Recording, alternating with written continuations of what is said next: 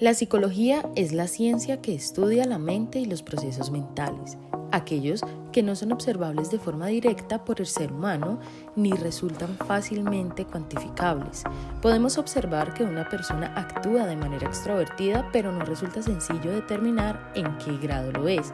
Es aquí donde encontramos la psicometría. Esta se encarga de la medición cuantitativa de los procesos y las capacidades mentales. Esta rama se encarga también de medir aspectos concretos de la mente. Esto nos permite establecer una teoría que pueda vincular las características mentales con los elementos medibles, creando escalas de medición y mecanismos o más bien instrumentos que permitan dicha medición. La psicometría también nos permite establecer la posibilidad de medir aspectos no observables a partir de elementos que puedan servir para indicarlos, como por ejemplo características de la conducta.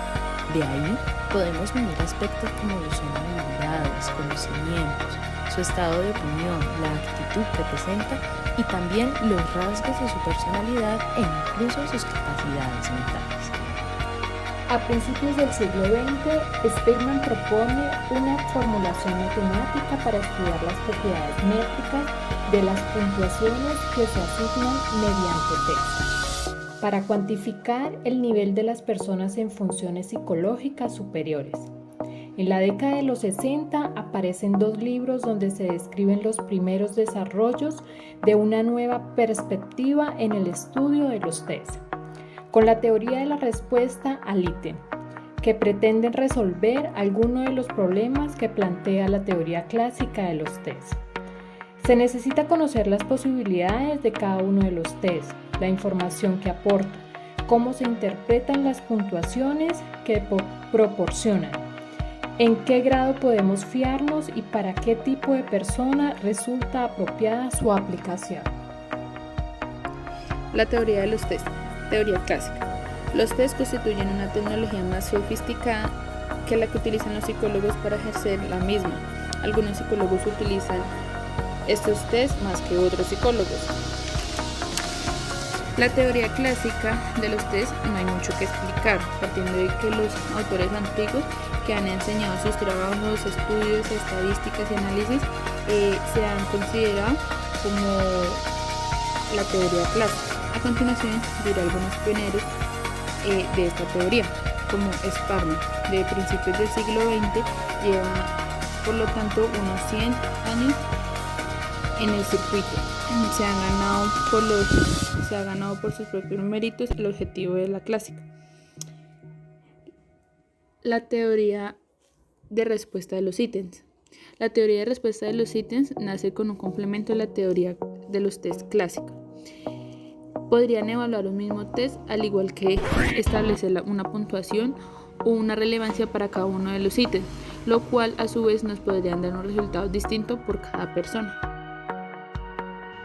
¿Qué es una evaluación psicométrica y qué mide? Una evaluación psicométrica es una evaluación objetiva, estandarizada, confiable y válida, capaz de diferenciar entre candidatos. Las evaluaciones psicométricas que incluyen, por ejemplo, pruebas de razonamiento numérico o verbal y todo tipo de pruebas cognitivas o de aptitud que miden, por ejemplo, la capacidad de concentrarse, de multitarea o de manejar información.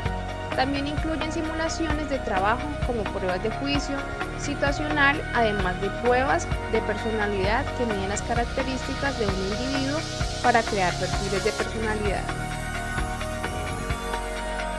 La medición en psicología sirve para cuantificar y expresar normalmente en forma numérica las características de los estímulos y de las personas, de forma que podamos utilizar los números como si se tratara de lo representado, donde refiere a las operaciones de medida que se llevan a cabo en los test psicológicos y de los resultados de los mismos, donde medir es asignar números a los atributos de las personas de acuerdo con ciertas reglas cuya validez puede probarse.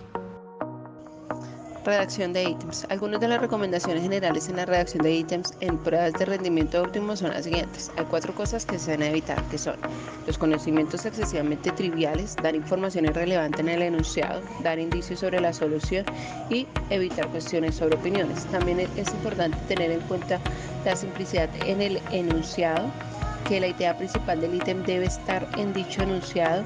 La dificultad no debe estar en la comprensión del ítem, se debe minimizar el tiempo de lectura y se debe evitar errores gramaticales y ortográficos. En cuanto al número de opciones, con 2 distracciones es suficiente, pero si la prueba es corta, es necesario un número mayor de distractores para evitar los efectos de los aciertos aleatorios. En los test de rendimiento típicos se tienen en cuenta las siguientes sugerencias. Utilizar el tiempo presente. Debe ser relevante en el sentido de que su contenido debe relacionarse claramente con el rasgo. El contenido debe ser claro, evitando siempre excesividad, generalidad, frases cortas, simples e inteligibles, evitar incluir los contenidos en un ítem. Tener en cuenta que lo que se dice en la declaración puede ser asumido por alguien y no por todos. En escalas de actitudes, no plantear la existencia o no de hechos, sino el posicionamiento personal sobre la afirmación. Para minimizar la aquiescencia, tendencia a responder afirmativamente independientemente del contenido por el que se pregunta, se conviene redactar ítems de modo directo e inverso. Evitar el uso también de dobles negaciones como no, ninguno, nunca y de universales como todo, siempre y nada.